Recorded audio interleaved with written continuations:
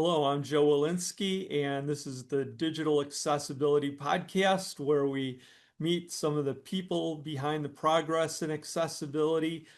Today, I am pleased to be meeting with Marissa Woodbeck. Hello, Marissa. How are you today? I'm great. How are you today, Joe? Everything's going fine. I'm in my home office in Bellingham, Washington, which is about 80 miles north of Seattle. Where are you talking to us from? Well, I am, for a brief description, I am an African American female with a maroon glasses on today with short hair, presenting from my office in Dallas, Texas. Well, Beautiful weather here today, actually, so it's a great day to be in Dallas. Well, it's good to have you join me today for this conversation. And a good place to start is if you could talk a little bit about the nature of your work. Right now, I am the head of digital accessibility, which sits within experience design for a major financial institution. My daily role, I have the honor of supporting a very wonderful team of consultants that support design and making sure that start the process of accessibility earlier than later and make sure that we're producing accessible designs. But not only that, also providing support to product as they build products and making sure that they're accessible and making sure that while they're in production, they are meeting all of our needs, but not just the basics, but also how do we be innovative in the space of accessibility in digital products for a financial institution. Well, I'd like to learn a little bit more about what's going on in your work, but it's always nice to find out where we came from. And so it'd be helpful if you could talk a little bit about your background and how you found your way into the accessibility profession. Of course, I have probably the most interesting story. I'm sure everyone says that, but I love my story. I was diagnosed in high school as a lazy learner. That was actually the diagnosis that I received was lazy learner, and which, as we know today, that is not the truth.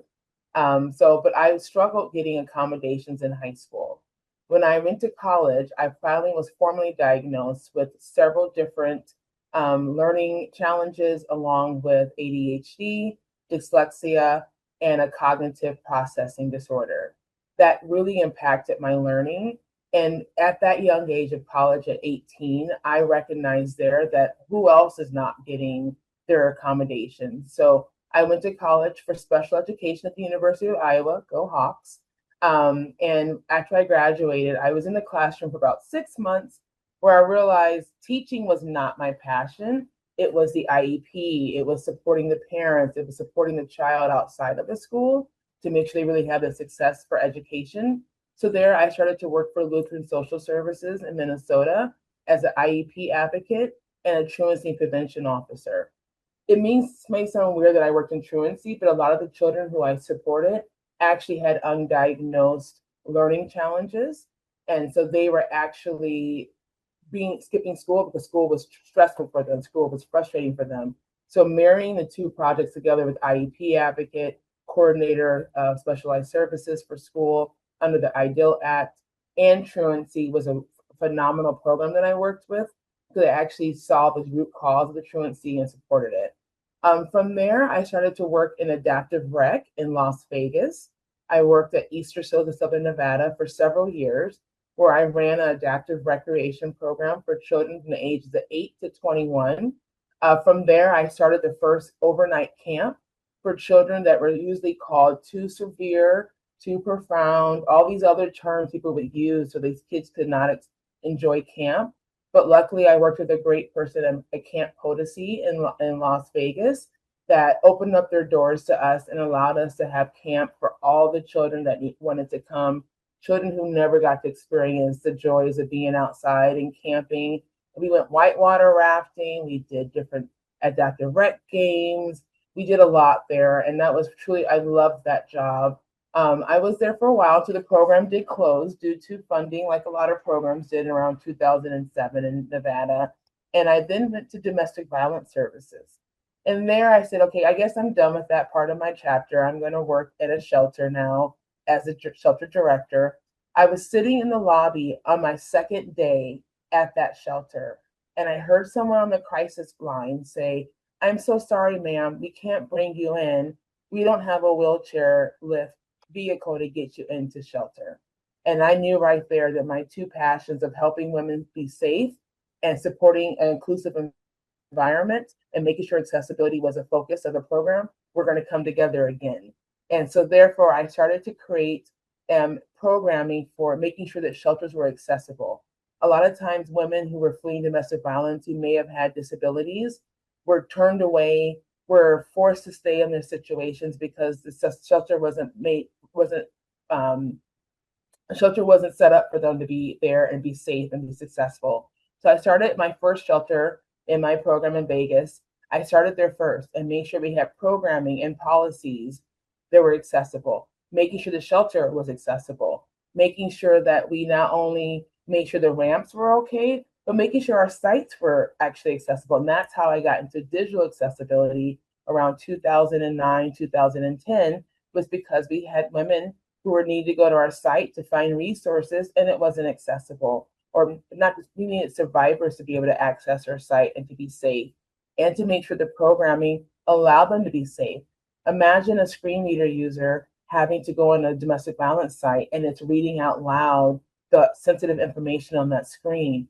There's a way we can put some code in there, but it allows them the time to get to a safe place. So that was my first thing I did for the shelter I worked for, but that quickly spread throughout the homeless community as well. And I started to support different shelters that supported people who were unhoused and making sure that their programs were accessible and make sure that they could access services. And so I did that space a lot. I worked a lot with Columba Bush, who's the former First Lady of Florida, who did a lot of work to make sure there was evacuation plans that were accessible and safe for all, especially those with um, mobility needs. We wanted to make sure that they could leave shelters as well. So it was a whole world that I really tapped into to make sure that domestic violence shelters were safe and accessible. From there, I decided to get into the banking world. And so I attended a conference. I swear everything was talking to me at this conference. And I went home that day and I said, let me try what's in the banking world for me. And I typed in ADA and banking. And my first job at Barclays appeared. And so I was the first US based ADA coordinator for Barclays Bank US. There, I set up the programming that made sure they had reasonable accommodations, making sure that we started getting their credit cards in Braille, making sure that we can get our statements in different accessible formats, really making sure that the customer there, no matter what they needed to support their interaction with Barclays, had those interactions and accommodations. So that was my first job into banking. And then from there, I went to USAA, where I was a business process consultant, which is a different take on accessibility, but it was really great. And that's where I really learned my governance aspect from, was making sure that not only was accessibility a requirement, but there was accountability based behind it. And so there I really worked to develop a governance program to make sure that we had controls in place to ensure that no matter what product went from omnichannel, it was accessible. And then from there, I came to my current institution where I now work and lead a team of 40 individuals that are all phenomenal accessibility consultants in their own way. They are specialists and experts. They are just a phenomenal team I get to work with every single day, along with a very strong peer group as well. You certainly had a really extensive introduction to the live life of so many people in the accessibility area, and then kind of a remarkable pivot to being where you are in the banking area. How did that feel? I imagine that must have been like a significant challenge to kind of be in a very different environment in terms of the work that you're involved in. It was a difference. I will say, though, working in the nonprofit space when I was supporting shelters, it prepared me for going into the banking world, because at times, despite the amount of financial gains the banking industry may have, there's limited funds for things that are not directly bringing in money. And so it did help me to be creative It helped me to learn the business need really quickly and be able to communicate the accessibility improvements, enhancements, meeting the bare requirements. Sometimes some of my conversations were, it helped me really to connect that to the business case and helped me to really drive change through. This also helps you gain customers. It helps you retain customers. It helps you to be more competitive on the landscape. Talking to those principles really came from my nonprofit background where you had a very limited budget. You had to advocate for the money you needed. And that really helped me as well. But also working in nonprofit and having to speak to grants and speak to other regulatory oversight committees, it taught me also to start to, how do you accountable? How are you accountable for the accessibility efforts? How do you make them tangible so others can see the work that you're doing? And I think that's really been successful for me today. I mean, in my current work today, I developed a system where we track all of our consultation, which is a little bit different for our world. Normally we do things verbally, but we keep it so we can give metrics and talk about what success criteria we see in our peers are struggling the most in. Where can we use improvements? Where are we showing improvement at?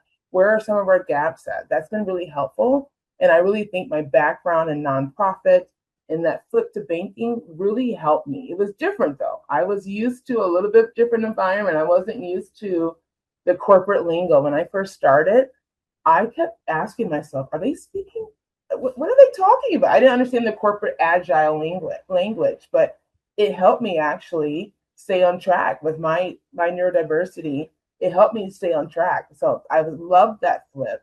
It was hard that first year. I had to find myself. I went from being an executive in nonprofit to an IC in banking. So it was a hard switch, but I loved it. And I really I embraced the journey, and I try to get others in that journey all the time. Like it's hard at first, but you can always use those skills and transfer them back and forth. Well, yeah, that provided a lot of interesting insights about how nonprofits helped you move forward. So that definitely gave me some things to think about that I hadn't thought about before. As you kind of look forward, are there any things that you're particularly excited about, or alternatively challenges that you're concerned about as you move forward? Excited actually for AI, and not for AI to do the role of accessibility, to do the role of um, all the specialists that are out there in the world. We have a special place. We are the humans that need to be in the loop. I do believe, though, that AI can start to build up our governance and our oversight and making sure that even though we're not at the table, because some of our groups are getting smaller, even though we're not at the table, can a tool, can an AI overlay, can something bring you back the data to ensure decisions were made that align with the best practices or policies of whatever institution that we work with? AI does have the capabilities in my mind to really provide that. I think we're in our industry, we're ready for more accountability. We're ready for more just built into BAU, not to be think of a separate thing. Accessibility should not be something that's separate. It should be built into the fabric.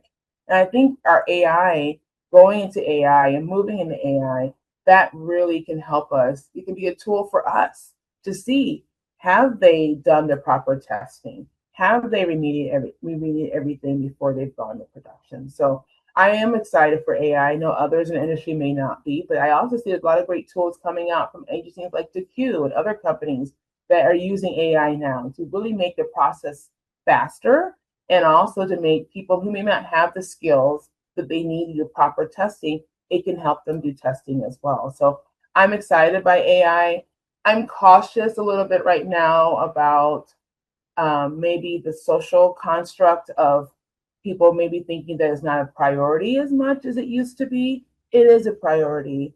And I think as we get into more Gen Zers and getting more financially stable, a lot of Gen Zers use tools and features that are person with disability issues, right? A lot things that like speech to text, they use it. They want to be on the go. They use speech to text. A lot of my younger Gen Zers, they love dark mode, right? That not only supports them, but it supports a person like me with dyslexia. So I'm excited about innovation in our space.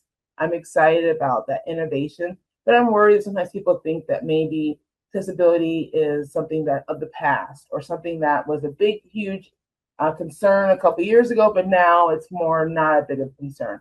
We still need to put the same energy and funds and dedication to making our world accessible. So I'm a little concerned that people are kind of taking a pause or sitting back now. But I do think with the right advocacy, we have several great advocates in the industry and great companies like Disability In and CSUN that still happens. I think all those great events are ones that we can make sure that accessibility stays in the forefront. Well, thanks for sharing your ideas about AI. There were a lot of really interesting nuggets in there for me to think about, and your thoughts about the future challenges. And thanks for taking the time to chat with me about your work and your background. And yeah, I look forward to meeting you in person at some point. I would love that. I'm in several conferences. I'm sure we'll connect sometime, and I'm in Washington quite often because I love it up there. It just gives me a piece of air up there. I love Washington. So this is a great opportunity. I appreciate having a moment to tell my story. Well, thanks a lot for sharing your story, Marissa. Thank you, Joe. Hey, bye-bye. Goodbye.